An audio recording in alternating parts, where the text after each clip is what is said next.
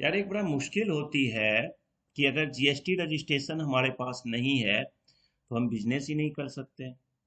यानी कि छोटे लोग जो हैं, छोटे व्यापारी जो हैं, छोटे बिजनेसमैन हैं, वो बिजनेस कर ही नहीं सकते। अब सरकार कहती है कि भाई तू कर सकता है। इसी के लिए इन्होंने एक नोटिफिकेशन लाया 34/2023, जो कि आप स्क्रीन पे देख रहे हैं, और इसको ने 31 जुलाई को नोटिफाइड कर दिया।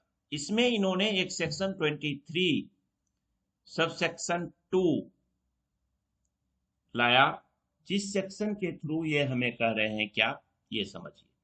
यहाँ पे ये कह रहे हैं कि अगर आप किसी ई कॉमर्स के पोर्टल से बिजनेस करना चाहते हैं और वो टीसीएस कलेक्ट करता है आपको एज पर सेक्शन 52, तो आप बिना जीएसटी रजिस्ट्रेशन के भी बिजनेस कर सकते हैं। उसका कुछ कंडीशन इन्होंने दिया। लेकिन इसमें क्या कहा इन्होंने, यहाँ पे दो चीज दिया है कि एक, आपको कवर क्या करना है, जो थ्रेश होल्ड लिमिट रहेगा वो सेक्शन 22 सब सेक्शन 1, यानी कि जो 20 लाख और 10 लाख का टर्नओवर का सेक्शन है आपके पास थ्रेश होल्ड लिमिट, वो आपको कवर करना पड़ेगा। यानी कि अगर आप स्पेशल कैटेगरी के जो स्टेट हैं उसमें फॉल नहीं करते हैं, तो आपको 20 लाख रुपए तक अगर आपका ट्रांजैक्शन है, तो आप बिना जीएसटी रजिस्ट्रेशन किए हुए भी अमेजोन वगैरह पे आप अपना प्रोडक्ट बेच सकते हैं। ठीक, अब जो 20 लाख का थ्रेश होल्ड लिमिट का जो टर्नओवर का जो काउंटिंग होना है, वो कैसे होना है, तो वो जो काउंटिंग होना है वो होना है एक करेंट फाइनेंशियल ईयर और पिछले फाइनेंशियल ईयर। जैसे अभी 23-24, जैसे कोई पर्सन आज अगस्त में बिजनेस स्टार्ट करता है, तो अगस्त 23-24 हो गया, और पिछला फाइनेंशियल ईयर 22-23 का भी उसको देखा जाएगा। तो दोनों फाइनेंशियल ईयर को देख करके देखा जाएगा कि अगर उसका 25 लाख आगे बढ़ गया, तो देखिए जो अभी शुरू करेगा उसके लिए तो जरूरत ही नहीं पड़ेगी पिछला देखने की, 22-23 की, क्योंकि 22-23 में तो बिजनेस ही नहीं था।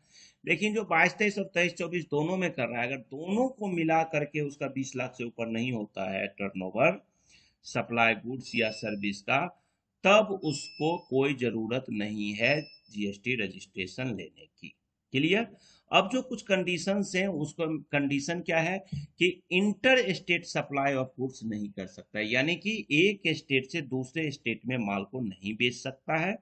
उसके बाद ई कॉमर्स के थ्रू वह सिर्फ और सिर्फ एक ही स्टेट में बेचेगा, not more than one state या यूटी। एक से अधिक स्टेट या यूनियन टेरिटरी में वो सेल नहीं कर सकता है।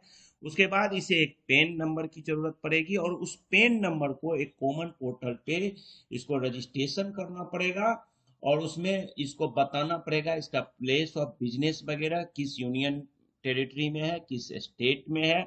उसके बाद कॉमन पोर्टल पे जब ये वैलिडेट हो जाता है, तब इसको एक एनरोलमेंट नंबर दिया जाएगा।